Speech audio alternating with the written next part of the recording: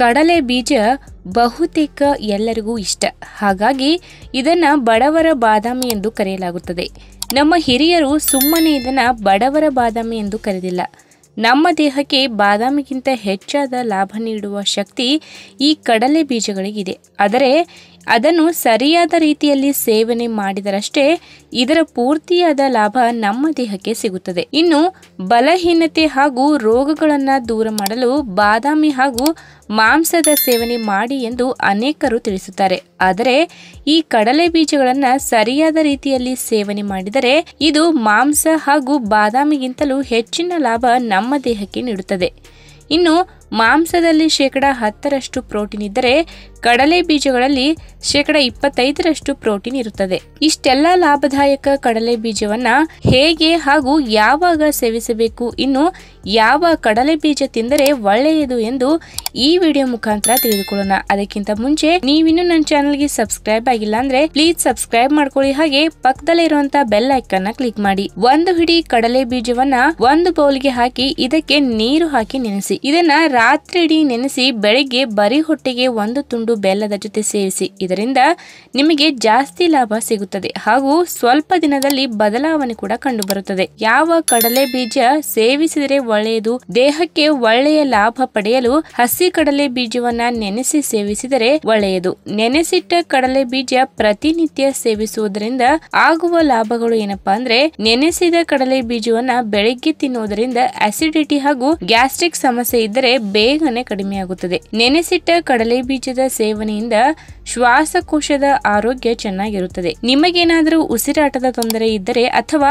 ಧೂಮಪಾನ ಮಾಡುವ ಅಭ್ಯಾಸವಿದ್ದರೆ ಪ್ರತಿನಿತ್ಯ ಇದನ್ನ ಸೇವಿಸುವುದರಿಂದ ನಿಮ್ಮ ಶ್ವಾಸಕೋಶ ಆರೋಗ್ಯವಾಗಿರುತ್ತದೆ. ಕೆಲವರಿಗೆ ಹಸಿವು ಆಗುವುದಿಲ್ಲ, ಅಂಥವರು ಈ ನೆನೆಸಿದ ಕಡಲೆ ಬೀಜವನ್ನ ಬೆಳಿಗ್ಗೆ ಬರಿ ಹೊಟ್ಟೆಗೆ ತಿಂದರೆ ಸಾಕು, ಈ ಸಮಸ್ಯೆ ಸರಿ ಹೋಗುತ್ತದೆ. ಕೂದಲು ಹಾಗೂ ಮುಖದ ಸೌಂದರ್ಯಕ್ಕೂ ಕೂಡ ಈ ನೆನೆಸಿಟ್ಟ ಕಡಲೆ ಬೀಜ ತುಂಬಾನೇ ಒಳ್ಳೆಯದು. ಒಮೆಗಾ 6 ಫ್ಯಾಟಿ ಆಸಿಡ್ ಇದೆ. ಇದನ್ನ ಯಾವುದೇ ಸಮಯದಲ್ಲಾದರೂ ಸೇವಿಸಿ. ನಿಮ್ಮ ಮುಖದಲ್ಲಿ ಒಳ್ಳೆಯ ಹೊಳಪು ಬರುತ್ತದೆ ಹಾಗೂ ಮುಖದಲ್ಲಿ ನೆರಿಗೆಗಳು ಕಡಿಮೆಯಾಗುತ್ತದೆ. ಇನ್ನು ಹೃದಯದ ಆರೋಗ್ಯವನ್ನ ಕಾಪಾಡುತ್ತದೆ. ಇದನ್ನ ಪ್ರತಿನಿತ್ಯ ಸೇವಿಸಿ ನಿಮಗೆ ಹೃದಯ ಸಂಬಂಧಿ ಕಾಯಿಲೆಗಳು ಹತ್ತಿರವೂ ಸುಳಿಯುವುದಿಲ್ಲ. ಇನ್ನು ಕಡಲೆ ಬೀಜಗಳಲ್ಲಿ ಹೇರಳವಾದ ಕ್ಯಾಲ್ಸಿಯಂ ಹಾಗೂ ವಿಟಮಿನ್ ಡಿ ಇದೆ. ಇದು ಮೂಳೆಗಳ ಆರೋಗ್ಯಕ್ಕೆ ತುಂಬಾನೇ ಒಳ್ಳೆಯದು. ಇದನ್ನ ವಯಸ್ಸಾದವರು ಸೇವಿಸಿದರೆ ಅವರಿಗೆ ಮೂಳೆಗಳ ನೋವು ಕೂಡ ಕಾಡುವುದಿಲ್ಲ. ನೆನೆಸಿಟ್ಟ ಕಡಲೆ ಬೀಜವನ್ನ ಸೇವಿಸುವುದರಿಂದ ಇನ್ನೂ ಅನೇಕ ಲಾಭಗಳು ನಮ್ಮ ದೇಹಕ್ಕೆ ಸಿಗುತ್ತವೆ. ಇನ್ನು ಮುಂದೆ ಈ ರೀತಿಯಾಗಿ ಕಡಲೆ ಬೀಜವನ್ನ ತಿಂದು ನೋಡಿ, ಹಾಗೆ ನಿಮ್ಮ ಮಕ್ಕಳಿಗೂ ಕೂಡ ಕೊಡಿ. ಆರೋಗ್ಯವಂತರಾಗಿರಿ.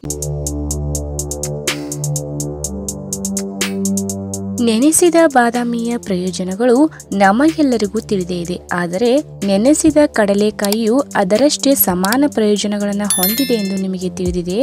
ಬಡವರ ಬಾದಾಮಿ ಎಂದು ಕರೆಯಲಾಗುವ ಕಡಲೆಕಾಯಿಗಳು ಕಡಿಮೆ ವೆಚ್ಚದ ಪೌಷ್ಟಿಕ ಆಹಾರವಾಗಿದೆ. ಇಂತಹ ಕಡಲೆಕಾಯಿಯಲ್ಲಿ ಇರುವ ಪೋಷಕಾಂಶಗಳು ಯಾವುವು, ಇದರಿಂದ ಸಿಗುವ ವಿವಿಧ ಆರೋಗ್ಯ ಪ್ರಯೋಜನಗಳು ಯಾವುವು ಎಂಬುದನ್ನು ತಿಳಿದುಕೊಳ್ಳೋಣ. ತಜ್ಞರ ಪ್ರಕಾರ ಕಡಲೆಕಾಯಿಯನ್ನ ನೆನೆಸುವುದರಿಂದ ಅವು ಹೆಚ್ಚು ಪೌಷ್ಟಿಕವಾಗುತ್ತವೆ. ಈ ಬೀಜಗಳಲ್ಲಿ ಉತ್ಕರ್ಷಣ ನಿರೋಧಕಗಳು, ತಾಮ್ರ, ಕಬ್ಬಿಣ, ಪೊಟ್ಯಾಷಿಯಂ, ಸೆಲೆನಿಯಂ, ಸತು ಮತ್ತು ಕ್ಯಾಲ್ಸಿಯಂ ಸಮೃದ್ಧವಾಗಿದೆ.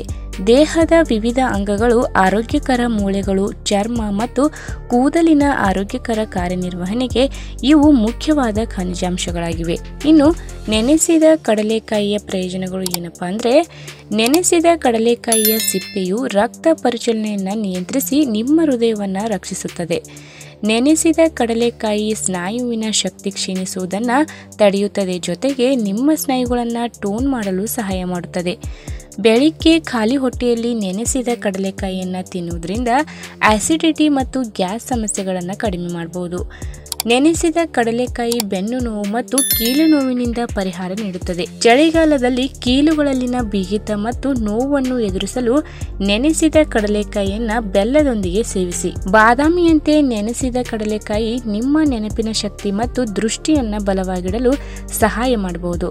ಕಡಲೆಕಾಯಿಯಲ್ಲಿರುವ ಆಂಟಿ ಆಕ್ಸಿಡೆಂಟ್ಸ್ಗಳು ಸತು, ಕ್ಯಾಲ್ಸಿಯಂ ಮತ್ತು ಕಬ್ಬಿಣವು ಕ್ಯಾನ್ಸರ್ ಕೋಶಗಳ ವಿರುದ್ಧ ಹೋರಾಡಲು ಮತ್ತು ಅವುಗಳ ಬೆಳವಣಿಗೆಯನ್ನು ತಡೆಯಲು ಸಹಾಯ ಮಾಡುತ್ತದೆ. ಕಡಲೆಕಾಯಿಯಲ್ಲಿರುವ ಒಮೆಗಾ 3 ಕೊಬ್ಬಿನ ಆಮ್ಲಗಳು ಚರ್ಮಕ್ಕೆ ಒಳ್ಳೆಯದು. ನೆನೆಸಿದ ಕಡಲೆಕಾಯಿಯನ್ನ ನಿಯಮಿತವಾಗಿ ತಿನ್ನುವುದರಿಂದ ನಿಮ್ಮ ಚರ್ಮಕ್ಕೆ ಸುಂದರವಾದ ಹೊಳಪು ಸಿಗುತ್ತದೆ. ತಜ್ಞರ ಪ್ರಕಾರ ನೆನೆಸಿದ ಕಡಲೆಕಾಯಿಯನ್ನ ಸೇವಿಸಲು ಉತ್ತಮ ಸಮಯವೆಂದರೆ ಬೆಳಗಿನ ಉಪಹಾರಕ್ಕೆ ಮೊದಲು.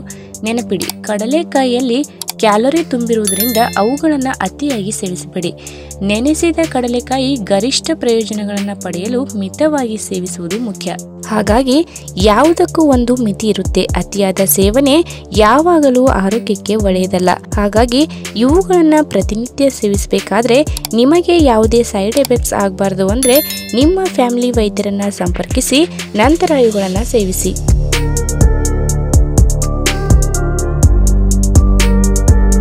ಈ ವಿಡಿಯೋ ನಿಮಗೆ ಇಷ್ಟವಾದಲ್ಲಿ ತಪ್ಪದೇ ಲೈಕ್ ಮಾಡಿ, ಶೇರ್ ಮಾಡಿ, ಹಾಗೆ ನಿಮ್ಮ ಅನಿಸಿಕೆಯನ್ನು ಕಮೆಂಟ್ ಮೂಲಕ ತಿಳಿಸಿ.